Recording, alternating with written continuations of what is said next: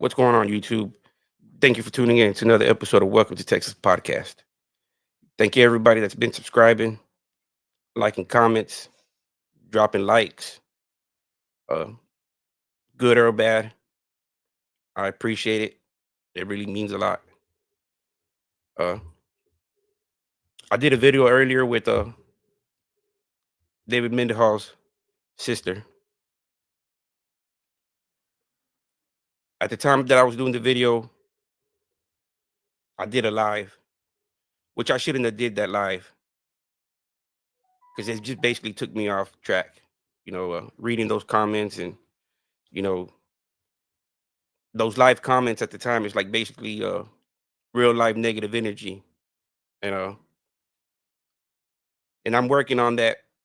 I'm either gonna it's either gonna be a flight or fight mode, and most of the time it's always been fight. I'm always willing to return the same type of energy, regardless if I win or lose.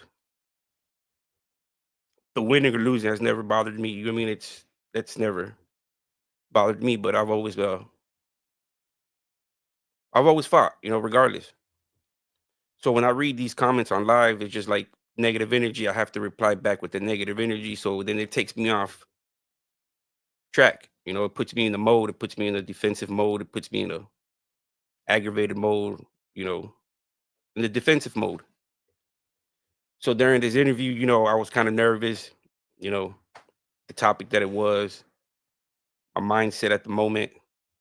But she clarified a lot of things. You know, for the ones that are still out there, not believing that Mark was doing this type of stuff. You know, this video is just a quick 40 something minute video. You can't basically touch on everything in such a short video. You know, there's a lot of stuff that got left out. Not that I cut it out, but it just wasn't mentioned. Not enough time. She just got off of work. She has kids. She has responsibilities. She has a life of her own. I can't hold her up no longer than maybe an hour. And for her to give me an hour of her time, I'm grateful for that. Because she didn't have to do that, but she still took time to do the hour of the interview. So why would I sit there and try to press for more?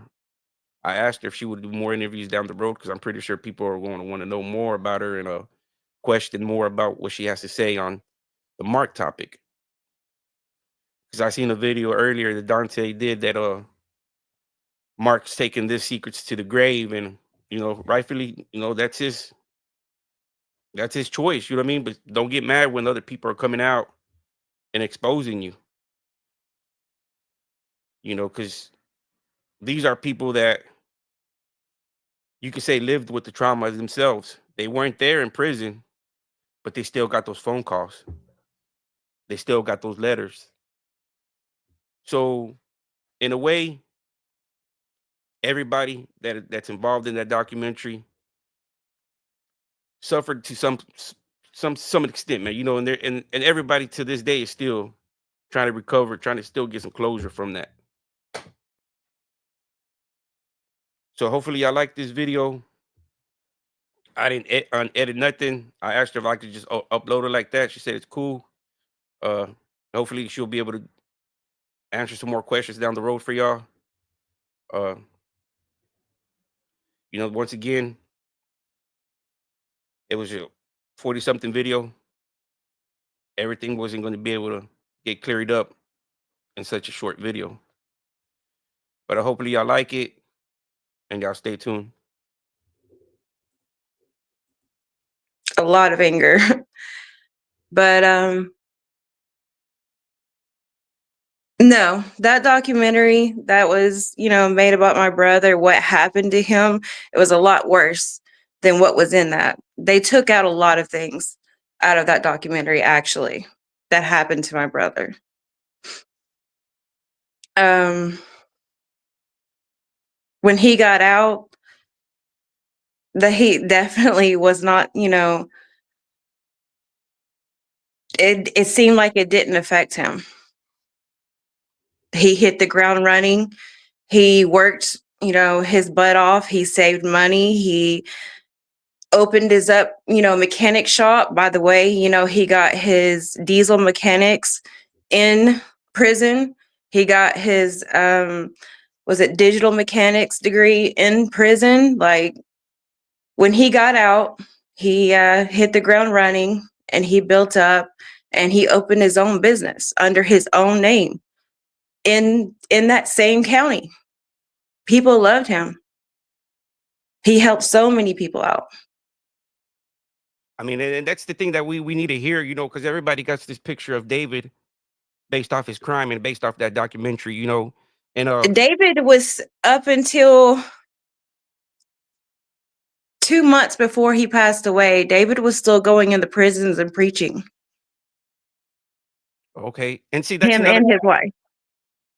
that's another thing that the ex-wife came out and saying that excuse me, that he was real controlling, but also in that documentary, it says that he was raised in a religious home. Absolutely. We both were. We were both having to go to tent revival 7 days a week. Um, you know, we were raised that way. We were raised not to wear makeup. We were raised to not color your hair. We were raised that women can only wear dresses, that you can't, your hair is supposed to be up, no jewelry, definitely no tattoos, no piercings, no, that's how we were raised. And my brother, he wanted to, be in the church. He wanted to preach. That was his goal. He wanted to become a preacher. He was preaching at that time. As young as he was, he was he was a family man. That's all he ever wanted, was his own family. He I mean, was so young. He was when he started, but he was a family man. I didn't, So controlling, no. Abusive, absolutely not. Absolutely not. Um, David has never hurt anyone. Never. Never. how old were you at the time of that? I was 10. You were 10 years old, because Yes. his ex-wife, she texted me and she was like, just verify it and have it confirmed that she was at a young age. And I Yes. really don't know what that has to do, if you were old enough to I remember. can remember every detail of that day because it was traumatizing. I can remember what I ate that day. I can remember, when something traumatizing as that happens to, kids or etc. I mean, I have kids of my own. They can remember, Yeah. you know, something, either it's something somewhere important in life, they can remember it. Good, bad, et cetera, et cetera. I remember every detail of that day. It's replayed in my head ever since that day. Every detail. And I don't want to open up no scab wounds, but is it possible for you to take us back that day? I mean, yeah, I could take you back to that day. Um, I think I said it in the comment, we were woke up that morning. My brother, he worked third shift at I think it was the Fruit of Loom plant. Um, he worked third shift, and he was already home in bed. And, we were just, me and her brothers were there for the summer. And I remember her waking, well, we were just getting up really. And then, she told us to go get in the car. We're going to go get snacks. That's what she said. Angie, his ex-wife. We thought it was odd. And at that time, she was already shaking. She was upset, shaking. I thought, what went in my head was maybe they were in an argument or something happened. I don't know. Didn't hear anything. Then I go into the bedroom to grab something. It was 2 bedrooms at the end of the trailer. And I peeked in there. My brother was asleep. Okay. So, so I go, we're going to go get snacks. Me and her two brothers, we get in the car with her. As she was driving to the gas station, she was shaking. And then, I looked over, she was crying. I was in the passenger seat. And we went in the gas station, we picked up all kinds of snacks, and then we went into the car, and she was just sitting there, like in silence, just sitting there. She was shaking, tears rolling down her face. We asked her, I asked her what was wrong, her brother asked her what was wrong. No reply. We sat there for a while, for a good while. Then finally, she put it in reverse, and we're headed back to the house. Well, when we got to the house, my brother, he was on the front porch, like she said, and he comes running out to the car and yells at us. He was like, get out, get out, get out now. And he told her, we got to go. We got to go. And all I heard is the word ambulance, and he gets in the car, the driver's seat, she gets in the passenger seat, and they're gone. Oh. So, it was getting dark, and me and her brothers, like, we were fixing our own food. We had tomato sandwiches, and they were eating mayonnaise and bread. And and something, we were talking amongst ourselves, and we're like, why is Sarah not crying? Like, where's Sarah? Because we didn't see Sarah leave. And so, we were told not to go in their bedroom. Stay out of their bedroom, never go in their bedroom. So we were breaking the rules, and we go in the bedroom because we're looking for Sarah, the baby. Baby. And she wasn't in there. So we're still alone. We're alone in a trailer that lives right next to my grandmother's trailer. So finally, like, we're going to start getting scared. So we walk to my grandmother's house. And, that's where she was on the phone. She was talking to somebody. I don't know who she was talking to, but I started getting, like, she started saying that, something happens to the baby. I don't know who she was talking to at the time, but a little bit later, it was getting late. It was already dark. I mean, and then all of a sudden the cop cars start pulling up. My brother and Angie were in the same cop car together, and it was a detective. And, they're walking David in handcuffs. My brother was in handcuffs. They walked David inside their trailer. And, another police officer, kept, because us kids we're headed over there to them. And, cops were like grabbing a hold of us. And I was sitting there fighting the cop, trying to get to my brother. I knew something happened. I just wanted to get to my brother. Well, I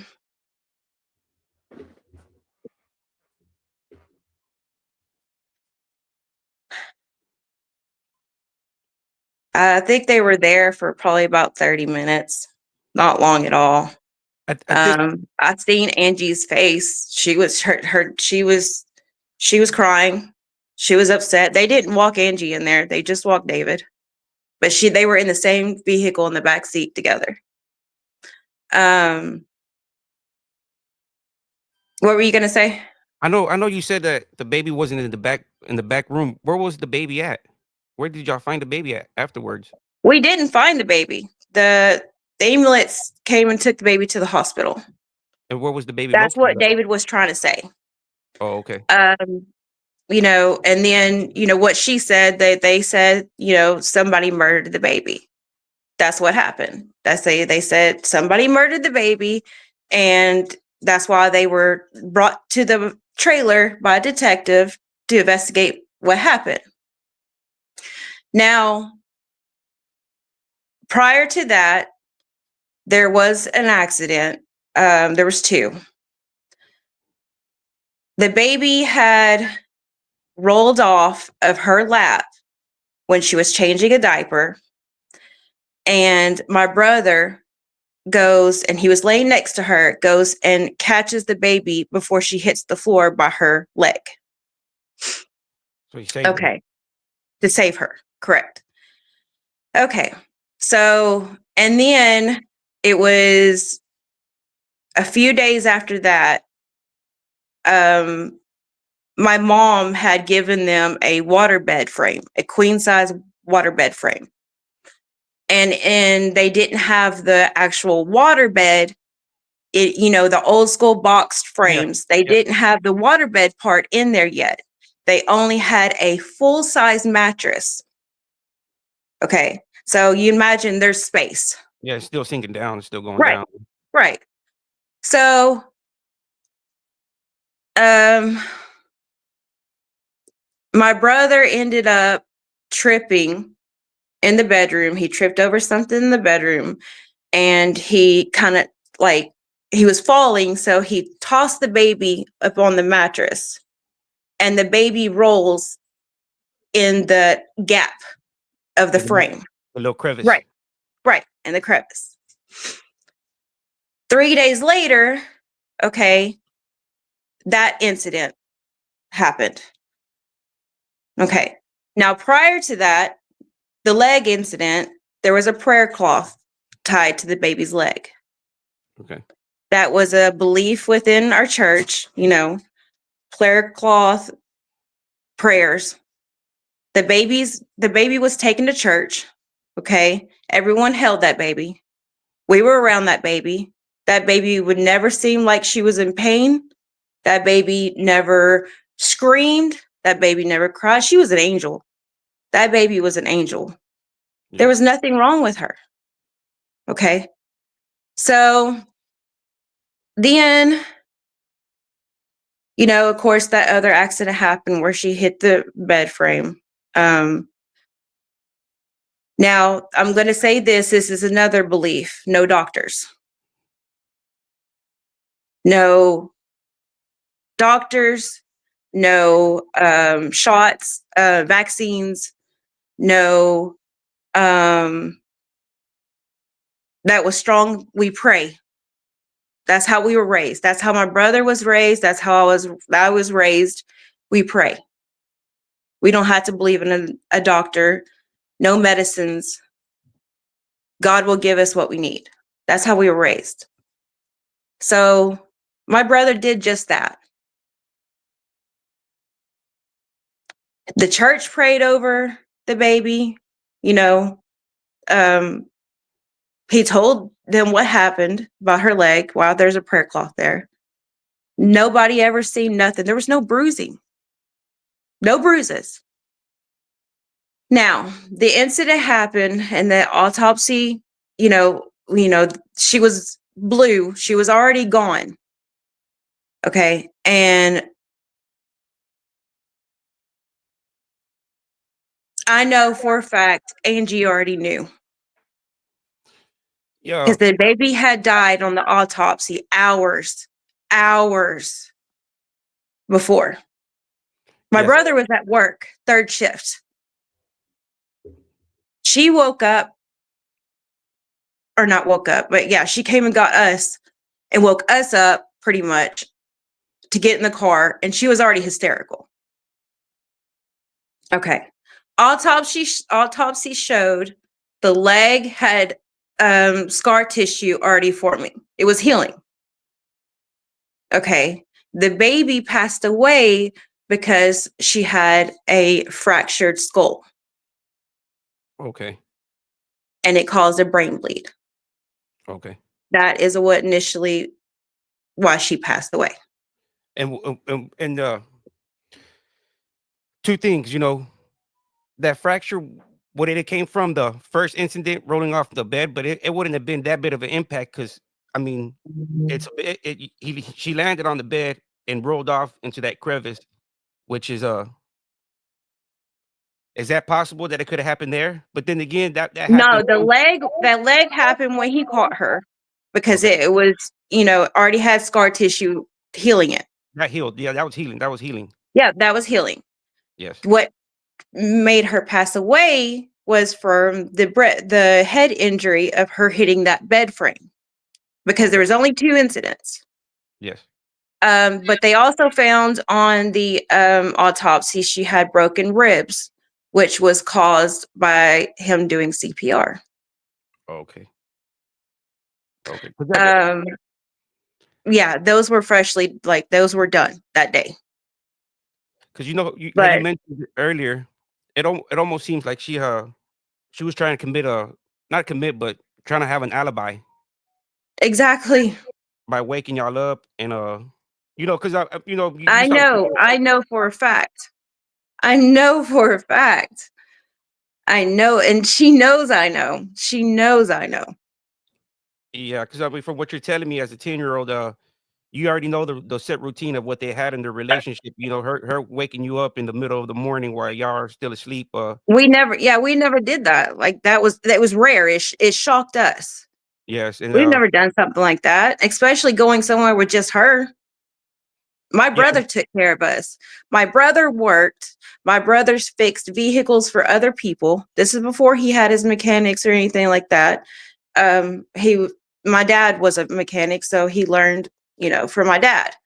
Lawnmowers, and he was fixing that for neighbors, my grandmother, plus taking care of us three, her two brothers and me, plus cooking and cleaning, plus taking care of the baby, plus working a third shift job, okay. plus preaching, plus going to church regularly. And was the Angela, was she working as well at the time? No, no. She wouldn't do anything. She wouldn't fix her own plate of food. She wouldn't fix, her drink. It was always David fetch. Always. She was young. She was. She was young and, very, very lazy. Um, but, there's just it's so much. And where she sat there and said that my brother was, in and out of prison before. No, that was the first time my brother has ever been in prison. He had a juvenile record because he took my mom's car without permission. Oh, so, like, And drove yeah, with friends. And they went to Atlanta. so like a Yeah. guy night He out. went to he went to juvenile and he was out within a couple of weeks. Oh, He that was never in prison before this. yeah, because that's the thing that she was really talking bad about, painting him in the bad picture, like he was this controlling maniac freak, but then again, she says that he was never violent, he never hit her, and then I'm like, "Well, it just He doesn't did make not. sense." No, he did not. And reason why she got that charged is because she knew about the accidents and she did not report it or take the child to the doctor. Okay. So she was aware of it, I mean, Yes.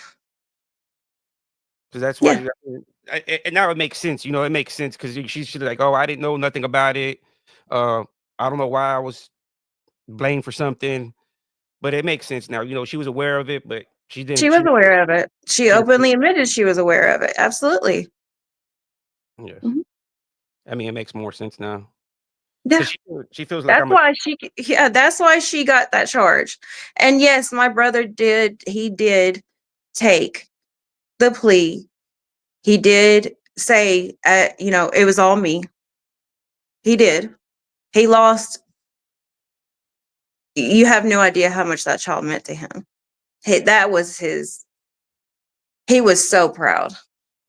I can He imagine, was so proud of her, and she was beautiful. I can imagine. Sorry for your loss, I mean, Yeah, 'cause I mean, and my whole yeah, point, I wasn't out there trying to look for, the family members or stuff, but then when she came out and everybody, like I said, everybody got this picture of David, of why of the documentary and his crime, but, you're painting a whole different picture of a guy, To me, it's like two different backgrounds. She liked her freedom. She was a Oh, he and her keeping her away from the family? Absolutely not. He was in Chattanooga on his days off, or even actually days he has to work. He was taking her back and forth to Chattanooga to see her family. He was losing so much sleep. My brother is a workaholic, and anyone that knew him would tell you that. Absolutely. And he gets that from our father. My dad is a workaholic to this day. Yeah, you said he was It's able to in his start blood. open his own business after prison, so I mean, he was pretty successful. Oh yeah. Yeah. He just bought a well, he was renting, but a ginormous diesel mechanic shop, and he just opened it right before he passed away. Oh, sorry to hear that. I mean, he was going up from there. Oh yeah, he was yeah. He bought a home, and he sold his home, and they were fixing to build. Yes. I mean, Yeah, he was from nothing, from nothing.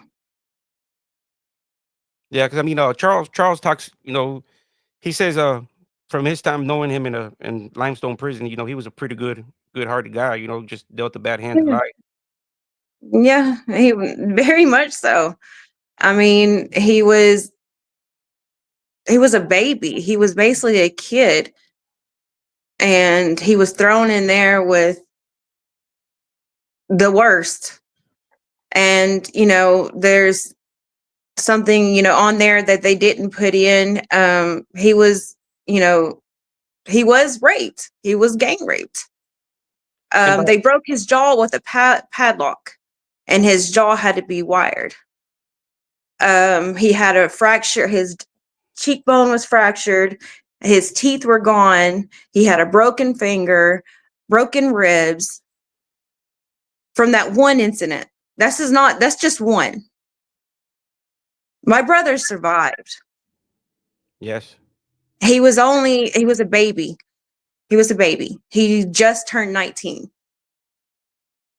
yeah, when he got put in there.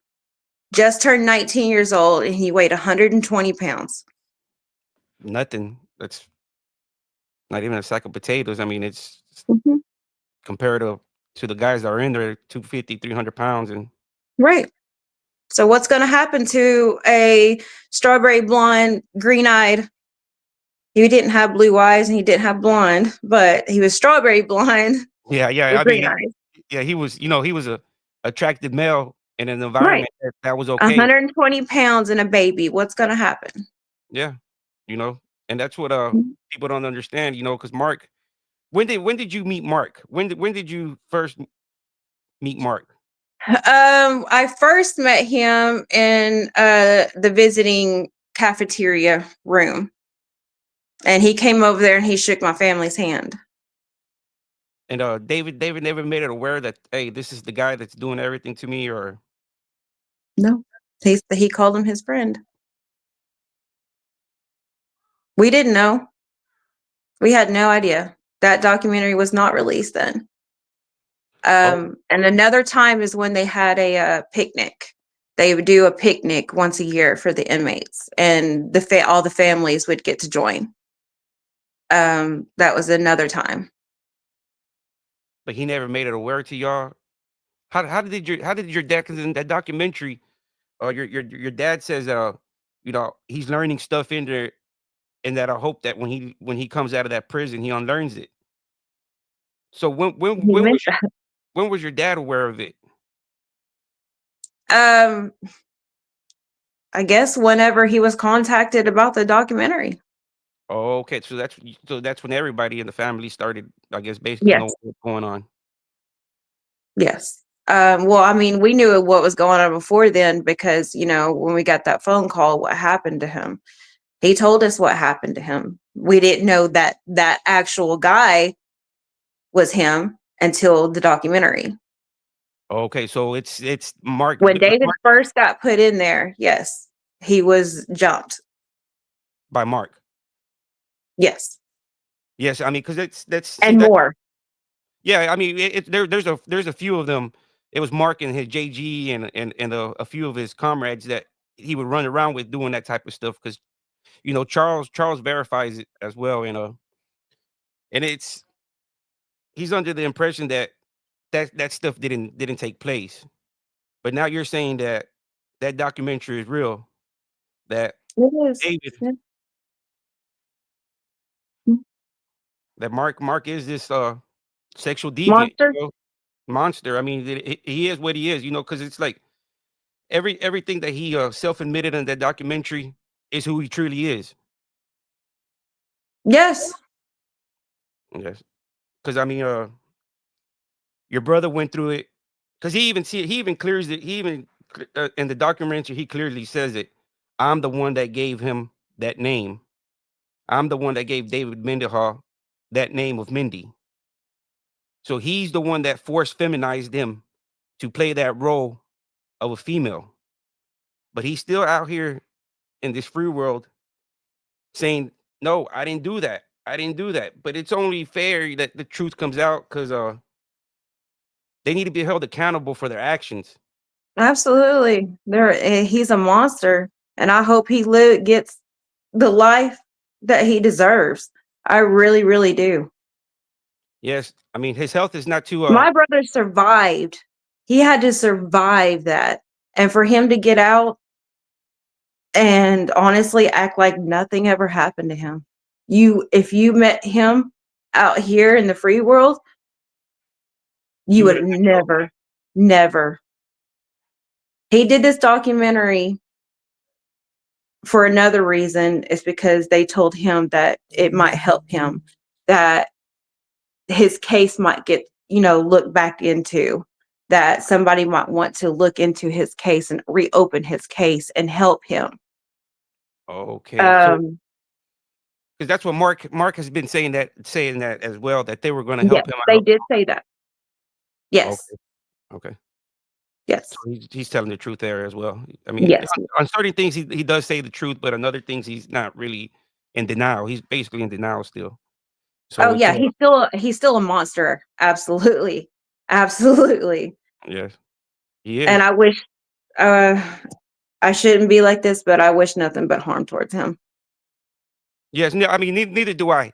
I'm not I just really want him to be a better man, repent and ask God forgiveness and his victims and because he's not the same man. Even myself, even 20, 30 years, I'm not the same person that I was back then. Uh, Right, we can all change, but it got to come from within to be like, hey, I made these mistakes. God, forgive me. You know what I mean? It's right. not even to me, but to God. And since you're out here denying everything, your only way is just being accepted. And hey, I did it. Move forward. I'm not that same person again. Just like your brother. Your brother. It's easier for Mark to push those things in the back of his head because he was the giver. Hmm. To him, it was just natural. Oh, it's just the part of the environment. I got, like you said, he had a whole crew of other guys doing it, so it was normal to them. It was. I'm not doing nothing wrong. It's part of the culture here. But then your brother, the Suffered. the victims, they have to wake up and look at themselves and still carry that shame every single day and still move forward. That takes a lot of courage for your brother to do that. You know, Absolutely. And I don't know how I mean, actually, I will say I do know how. He gave it all to God. yes. I He mean, did. that's the only thing you And can. he marched right back into those prisons and he preached. He prayed over a lot of still those victims still in there. Yeah, because even in the documentary, you could say that he was real religious because he was, questioning God. Like why is this happening? What did I, and that only comes within from somebody that knows God and is asking, what why am I going through this? Have Yeah. I been a true follower? And people don't they got this picture painted of him being a this monster. Because she's also not helping him out. Mhm. Not she's saying that he's controlling and all this, but at the same time, he was raised on the fundamentals of the church. Absolutely. So when the And it out wasn't, she couldn't wear jewelry. He bought her jewelry. You know what I'm saying? It wasn't that she couldn't wear, he just asked not in the church out of respect for him, yes. out of respect to his family, and I had to do the same thing growing up. No makeup, no, crazy hair, no, jewelry. I had to wear dresses constantly and pantyhose. And trust me and my brother got into it all the time about that. But yeah, But it's just the way it, y'all were raised, the fundamentals of the church, right, and there's nothing wrong with that. I mean, it's like, right. uh, I don't see nothing wrong with that. If a lot of people would be raised like that, this world would be a lot better place instead of all these people having hatred towards everybody. And the crazy part is about it, you know, I carried so much hate for Angie. I will say that. My brother didn't. Even after, she lied on him, my brother didn't. She even contacted his, current wife and was bashing him. And he was like, I talked to him about that and I was like, David, I was like, I'm going to find her. And yeah, I was so angry. And he was like, sis, it's not worth it. Don't have that hate in your heart. Yeah, you shouldn't. I mean, because it's like it's pointless. Because that's why I felt bad doing this topic because at the end of the day, everybody suffered. Everybody involved in that whole documentary, from the child, from your brother, from everybody in their suffereds. And they're suffering again over this stuff. And I'm not a bad person, and it makes me feel some type of way. It makes me feel like a guilty conscience type of guy. Like if I'm doing something shady. But all I did this was because I see Mark coming out here, you know, uh, saying that he didn't do all these things in the documentary, and you know, trying to pull what I call a fast one on people. Trying to present himself like I'm not that person. Okay, I give him that benefit. You're not that person no more, but you still have to admit that you were that person back then. Right. Absolutely. You need to take credibility and apologize. Say you're sorry. Say Yes, you're sorry because you did it. You're guilty. Be a man. yes, and it's And you know what's wrong. So, be an advocate. And something needs to happen with these prison systems, honestly, because it's ridiculous. it is. It It is. happens in, men's, women's, it doesn't matter. It happens. And it Yeah. scars. Those people might eventually get out one day. He spent 20 years. He did every single day. He did 20 years. And I will tell you, my mom stopped living the day he went in and refused to live again until he got out. So it not only affected, all of our lives, it my younger brother, sister not didn't get to know my real mother. Sorry for your loss. And that's why everybody involved in this documentary is affected one way or another. And to me, it's a tragedy. And it's not anything to make a mockery out of. It's just get to the facts. Let everybody know their side of the story, and Right. not try to spin no kind of narrative of you know this is the fake David. He got something to say. All in the order of trying to cover up the predator's tracks. Right. And that's why I came on here because they were getting to the point where they were going to start selling merchandise with this guy saying, like No. it made no sense to me. There was going to be some youth out there, or even some random person or wearing these merchandise with sayings of I had to get right, I had to get my due. Not knowing what these meanings really mean. These are sexual predator sayings. And it's like you can't glorify it and idolize those type of behaviors. No, there needs to be a stop to it. Yes, There needs to be, I mean, honestly, when you sent me that actually, there needs to be a voice behind it. There needs to be several voices behind it. yes. And and like I told one of my subscribers, you and your brother's ex-wife, y'all have issues still amongst y'all. And it's not good for y'all to have that carry a weight because at the end of the Right. day, y'all still lost somebody that was in y'all's family. Y'all still had blood ties. Y'all's nieces Mhm. still tied in together. Y'all were blood. So Right. and it's that type of feeling, carrying the anger and hatred, you know, that I'm pretty sure that both of y'all would benefit if y'all would just talk it out and just get it off y'all's chest and just move forward. You know what I mean? I don't know if you would ever be interested in just talking with her and just getting some type of closure.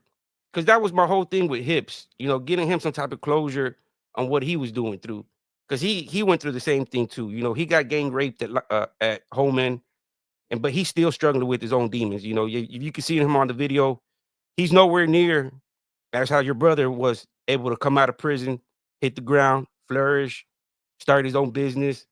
Even through he went through all that, he was able to still be on top at the end of the day, because even Mhm. people that still don't go to prison and have their freedom are nowhere near the point that he was.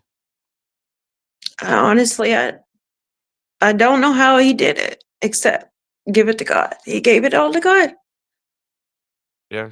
I mean, it's just a bad predicament for everybody all around, and I do apologize for even picking up or picking these scabs again, and I truly apologize. It's my intentions weren't to uh slander David or spin my own type of narrative on his character. Uh it's thank you. I appreciate it for you clarifying a lot of stuff. Yeah. And we'll probably do some more videos if you're interested in, because I know there's gonna be a lot of backlash, people saying this and that. Let's have it. But you I've know, kept my mouth shut for a long time. Let's just put it that way. I've had a lot of people over the years contact me, yes, but I just felt it in my heart, and it's time. thank you. I mean, there's gonna be a lot of people thanking you because they want to hear your side of the story. They Mhm. still think Mark is innocent. That nobody knows the truth except Mark, and Mark's gonna take the truth to him with the grave. And I'm like, no, well, Hips is saying that he was there. Now you have a relative of the victim that y'all got called from the Alabama State prison. He got his jaw smashed in. He got, you know, and at the It's time, yeah, it's the truth. Just go ahead and be a man and admit it. yeah. And do you think there would be incident reports on that on his behalf, or your brother didn't press no charges on Mark at that time? I mean, I don't know if he ratted him out. I Oh, mean, his life was threatening so many times. Um, I remember, him calling my mom and sitting there, crying, huh? trying not to cry on the phone, but, sitting there telling her, "Mom, I don't wanna die in here." Sorry, I'm sorry. Yeah, I mean, I'm pretty sure you had to go through if your mom was going through it, and you had to experience the same thing your mom was going through because nobody wants to see their mom crying on the phone while they're talking to their brother from jail. Right. You experienced it, so it's a trauma for you as well. And I'm sorry that you had to go through that as well. Because, like I said, to me, everybody in the story is It's involved and affected. it's Yeah. affected. And that's why when I came on board and try to find the truth, to me, it was never beneficial trying to spin narrative after narrative. If we were just trying to all we were going to do are dig ourselves deeper into digger hole that we were never going to get the truth. And but I stuck to my guns and just the facts and the truth, and it is what it is. Mark needs to Yeah. just man up and say, hey, look, I did that before. I'm not that same person. I've changed. Because his health is not too good. Karma has paid him back. I don't know if you noticed, but he's missing one arm. Uh, but still, that's God telling you in one way or another, hey, you were picking on the weak. Now you're the weak. That's the way God I works. And mean, honestly, yeah. that's the way God works in mysterious ways. You were doing this to the weak while they couldn't protect themselves. Now, how does it feel? You Right. know, I you now mean, you're now you're vulnerable. don't wish harm on him, even though there's a lot of hate there. Yes, But he needs to be a voice against it. He needs to, apologize, be a man, apologize, be a voice against it instead of for it. Why would you exactly, want to claim it? exactly. And that was my whole thing. I mean, when I reached out to Hips, I'm like, "Look, man, you're basically like a domestic violence couple. I'm sorry to say that, but he's the abuser and you're the abuse. And if y'all could both get a closure off each other, you know, it's the only thing that I can do. You know what I mean? It's only fair for everybody involved to say their story in the piece. You know what I mean? And Right. let the audience make their own opinion. Because everybody's still, you should just read the messages in the comments that Mark's innocent. We support you. Uh, they praise him. They idolize him. Uh, but it's if that's the case, the idolizing and the praising should be going towards your brother for him being able to accomplish so much after going through so much as well.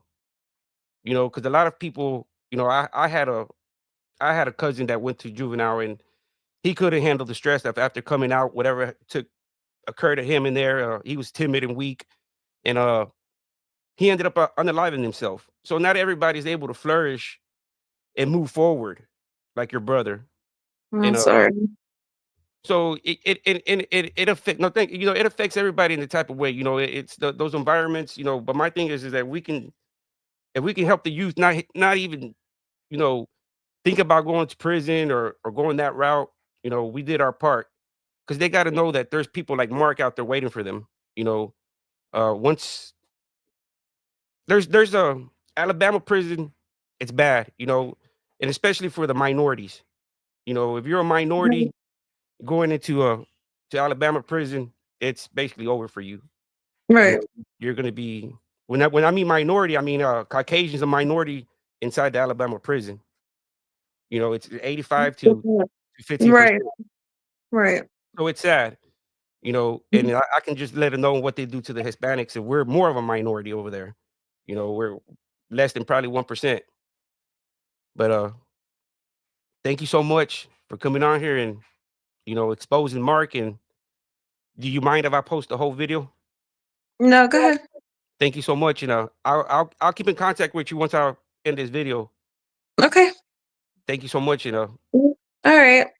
we'll do Bye. another video pretty soon. Okay? Okay. Thank you so much. Bye.